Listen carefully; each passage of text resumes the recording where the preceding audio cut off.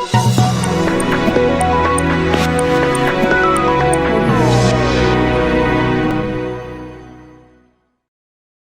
आपके साथ मैं हूं सुखवीर। आप देख रहे हैं आपका अपना चैनल भिवानी हलचल। और आज की खबरें इस प्रकार से। गुजरात राज्य में भाजपा की प्रचंड जीत पर भिवानी के विधायक घनश्याम सर्राफ ने अपने निवास स्थान पर कार्यकर्ताओं के साथ वीरवार को एक बैठक की। इस अवसर पर उन्होंने विधानसभा चुनाव में प्रचंड बहुमत आने पर कार्यकर्ताओं को लड्डू खिलाकर बधाई दी। भिवानी के विधायक व पूर्व मंत्री घनश्याम दास सर्राफ ने गुजरात में भाजपा की प्रचंड जीत के अवसर पर अपने कार्यालय में कार्यकर्ताओं के साथ मिठाई बांटकर खुशी जताई। इस अवसर पर उन्होंने कहा कि गुजरात की जनता ने भाजपा को 150 से ज़्यादा सीट जिताने पर सभी कार्यकर्ताओं को इसकी बधाई दी। उन्होंने कहा कि गुजरात की जनता ने मोदी जी के काम पर मोहर लगाई है और इसके साथ ही साथ उन्होंने अन्य दलों पर निशाना साधते हुए कहा कि दिल्ली में भी अन्य दल भाजपा को 50 सीट का दावा कर रहे थे, लेकिन मोदी जी के नेतृत्व में और अमित शाह बीजेपी की कार्यप्रणाली के कारण दिल्ली में भी भाजपा को 100 से ज़्यादा सीटें मिली हैं। इस अवसर पर उन्होंने कहा कि जो लोग कहते थे मोदी जी का सूर्यास्त होने वाला है, उनके लिए उन्होंने कहा कि मोदी जी ऐसे सूर्य हैं जो हमेशा चमकते रहते हैं और प्रत्येक बिंदु पर अपना प्रकाश चला रहे हैं और भारत को पूरे विश्व में प्रसिद्ध कर रहे हैं। और उनके आधार पर पार्टी जो हमारी 150 सीटों से ऊपर जो पहले से लक्ष्य था गुजरात में हम जीतेंगे, वो जीत दर्ज करके मोदी जी ने रिकॉर्ड तोड़ दिया है। क्योंकि 123 सीटों से ज़्यादा हमारी पार्टी को कभी सीटें नहीं मिली। अब की बार ये गुजरात में एक ऐसा मंथन हुआ, लोगों ने बवंडर के रूप में ये लहर को कायम करते हुए 154 के करीब सीटों पर हम आगे हैं और 150 के करीब सीटें हम जीत चुके हैं। तो ऐसा लगता है कि गुजरात में एक तरफा भारतीय जनता पार्टी नरेंद्र मोदी जी का माहौल है और उसी प्रकार अन्य क्षेत्रों में भी, जैसे दिल्ली में कुछ लोग धार रहे थे कि बहुत कम सीटें आने वाली है 50-60, वो भी 100 से ऊपर सीटें आई हैं। ये भी मोदी जी का और अमित शाह जी का कमाल था, जिससे और नड्डा जी ने भी यहाँ पे काम किया है।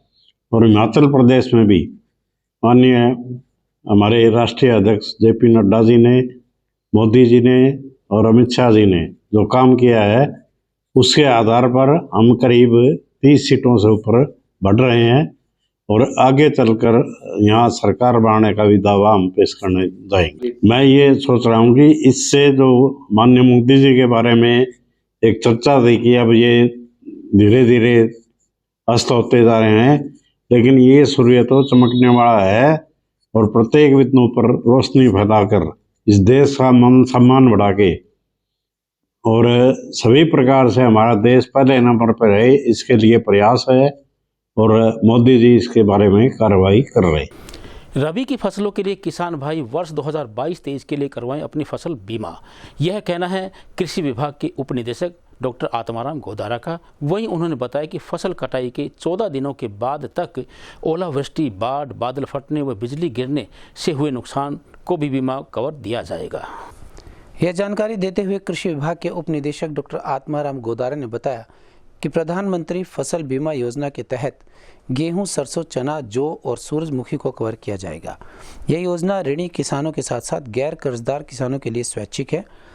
इस योजना में खड़ी फसलों यानी बुआई से कटाई तक, कटाई के 14 दिनों तक फसल के बाद भी नुकसान और ओलावृष्टि, बाढ़, बादल फटने और बिजली गिरने जैसी स्थानीय जोखिमों को भी शामिल किया गया है। योजना के तहत किसानों के नामांकन की अंतिम तिथि दिसंबर 2022 है। उन्होंने बताया कि इस योजना के तहत 15 दिसंबर तक विभिन्न बैंक की शाखाओं में योजना के तहत किसानों के नामांकन के लिए विशेष शिविर आयोजित किए जाएंगे। प्रधानमंत्री फसल बीमा हमारे माननीय प्रधानमंत्री नरेंद्र जी मोदी ने शुरू की थी 2016 में। तो ये एक किसानों के लिए बहुत अच्छी स्कीम है। अब रबी फसलों में, जैसे अब रबी फसलों की बिजाई हमारी लगभग हो चुकी है। सरसों है, जैसे गेहूं है, चना है, जौ है। तो इसमें किसान भाइयों से यही है कि ये स्कीम पूरे हरियाणा में है। 4 फसलों का इसमें बीमा होता है, गेहूं का, सरसों का, जौ का और चने का। तो किसान भाई अब अपना बीमा, अपनी फसल जो भी फसल बो रखी है उसका ज़्यादा से ज़्यादा बीमा कराएं। और इसकी लास्ट तारीख हमारी 31 दिसंबर है। और जिन किसानों ने ये पूरे हरियाणा की स्कीम है, हरियाणा यानी पूरे देश की स्कीम है, और पूरे हरियाणा के किसानों से मेरा आग्रह है कि जिन किसानों ने अपना KCC बनवा रखा है वो बैंक में जाके अपना बीमा करवाएं, अपना प्रीमियम कटवाएं और लिखित में दे कि मेरे खेत में ये फलानी फसल बोई हुई है इतने एकड़ में, और मेरा गांव ये है और मेरी जमीन इस गांव में है। क्योंकि किसान भाई इसमें कई बार गलती कर जाते हैं। बैंक में जैसे KCC बने हमारे 5-7 साल 10 साल पुराने, उसमें कई बार गांव कोई और गांव दिखाया गया है, अब कोई और गांव दिखा दे, या उस टाइम कोई और फसल दिखाई हो, अब कोई फसल और बो रखी हो, तो अगर किसान भाई नहीं बताएंगे तो उसमें कोई दूसरी फसल का प्रीमियम कट गया तो कल ने तो इसका क्लेम आने में बड़ी दिक्कत हो जाती है। तो किसान भाई 31 दिसंबर से पहले पहले अपना बीमा करवाएं, और जिन किसान भाइयों ने अपना KCC नहीं बनवा रखा वो किसान भाई 31 दिसंबर से पहले किसी भी बैंक में जाके या सोसाइटी में जाके कहीं से भी अपना, या CSC सेंटर जो बना रखे हैं गांव-गांव में किसानों की सुविधा के लिए, उनमें जाके अपनी फसल का बीमा करवा सकते हैं और करवाना चाहिए। और बैंक को या CSC सेंटर को सही सही जानकारी अपना पोर्टल पे अपलोड करवाएं, और जो डॉक्यूमेंट की ज़रूरत है, जिन जिन कागज़ों की ज़रूरत है, वो कागज़ पूरी अच्छी तरह से किसान भाई उनको दें, ताकि आगे अगर मान लो बरसात ज़्यादा आ जाती है, ओलावृष्टि हो जाती है, या किसी वजह से फसल खराब हो जाती है, तो उसको क्लेम बनाने में दिक्कत ना आए। क्योंकि कंपनी जहाँ जहाँ भी नुकसान होता है वहाँ सर्वे करवाती है, डिपार्टमेंट साथ मिल के सर्वे करता है, और हमारे क्रॉप कटिंग एक्सपेरिमेंट होते हैं हर गाँव में। ये जो 4 फसलें बीमित फसल है हमारी, हर गांव में जाके हम 4-4 क्रॉप कटिंग करके इनका औसत उत्पादन निकालते हैं, और उस उत्पादन के आधार पे ही फसल का बीमा या क्लेम जो है वो बनता है। तो इसलिए किसान भाई अपना 31 दिसंबर से पहले चारों फसलों का बीमा करवाएं, और सही सही जानकारी और सही सही कागज बैंक को या CSC सेंटर से करवा रहे हैं तो वहाँ उपलब्ध करवाएं। दिसंबर महीने का एक सप्ताह बीतने के बाद मौसम ने हल्की करवट ली है, जिसके चलते दिन का तापमान 24 डिग्री सेल्सियस से 25 डिग्री सेल्सियस और रात का तापमान 8 डिग्री सेल्सियस से 9 डिग्री सेल्सियस तक आंका गया है। यह कहना है कृषि विज्ञान केंद्र के मौसम विशेषज्ञ डॉक्टर देवीलाल का। वहीं उन्होंने इस मौसम को रबी की फसलों के लिए लाभदायक बताया। बदलते हुए मौसम को लेकर किसानों का कहना है कि अगर पाला नहीं जमा तो यह धुंध फसलों के लिए काफ़ी फायदेमंद रहेगी। उनका कहना था कि यह धुंध और होनी चाहिए ताकि अच्छी फसल हो और किसानों को फायदा भी हो। वहीं मौसम विशेषज्ञ डॉक्टर देवीलाल का कहना था कि आने वाले 4-5 दिनों तक मौसम शुष्क रहेगा। उन्होंने बताया कि किसान गेहूं और सरसों में पानी लगा रहे हैं, जिसके कारण नमी और ह्यूमिडिटी से हल्की धुंध दिखाई देती है, जो कि फसलों के लिए काफ़ी फायदेमंद है। उन्होंने कहा कि सुबह और शाम के तापमान में गिरावट भी आई है, जो कि फसलों के लिए काफ़ी फायदेमंद है। मेरा नाम रामनिवास है, मैं एक किसान हूँ। 2 एकड़ में सरसम बो रखी है। काला राम जी बरसते नहीं जी, आज थोड़ी थोड़ी धुमर हुई है। सरसम में फल का टेम है, फल आ रहा है, हो सके है पाला पड़ गया तो फिर बहुत नुकसान हो जाएगा। पानी का मार दो रखी में साधन को नहीं जी, राम बरसते नहीं। तो माना जा सकता है धुंध है उसका फायदा फिलहाल? हाँ, धुंध का फायदा है। अगर धुंध भी पड़े जाएगी तो इसका पानी है ना, पेड़ पर का नीचे सारा जड़ में चले जा, यो फायदा है धुंध का थोड़ी बहुत। नाम ब्रजपाल है जी, गांव रेवाड़ी खेड़ा है, और धुंध का सरसम के लिए बहुत फ़ायदा है। 1 एकड़ ज़मीन है मेरे पास, उसमें बो रखी है सरसम, और अगर पाला पड़ गया तो बहुत नुकसान हो जाएगा, क्योंकि फली आनी शुरू हो गई हैं, और धुंध का फ़ायदा है हमारे लिए। सबसे पहले तो किसान भाइयों को बता दूं कि जो अभी तापमान है, जो दिन का तापमान है वो 24 से 25 डिग्री के आसपास बना हुआ है, और रात का तापमान 8 से 9 डिग्री के आसपास है। तो दिन का तापमान ज़्यादा है अभी 1 से 2 डिग्री सेल्सियस से, और रात का तापमान जो है वो 8 से 9 डिग्री के आसपास है। और इस वजह से अभी किसान भाई जैसे सरसों में भी पानी वगैरह लगा रहे हैं, गेहूं में भी पहली सिंचाई स्टार्ट कर दी है। तो इस वजह से कहीं कहीं इस नमी वाला मौसम बना हुआ है, क्योंकि जो मॉर्निंग ह्यूमिडिटी है वो 90 से 95% के आसपास है, और जो शाम के वक्त की है इवनिंग ह्यूमिडिटी वो 50 से 55% के आसपास है। तो इस वजह से कहीं कहीं जहाँ पानी लगा रहे हैं फसल में किसानों, उस नमी की वजह से कहीं हल्की धुंध नज़र आ रही है। अब आगे आगे जैसे जैसे तापमान में गिरावट आएगी और हल्की कोई बरसात अगर होगी आने वाले टाइम में, तो ये आपको धुंध नज़र आएगी। अभी वैसे जो तापमान है आने वाले मौसम जो है आने वाले 5 दिनों के दौरान शुष्क बने रहने की संभावना है।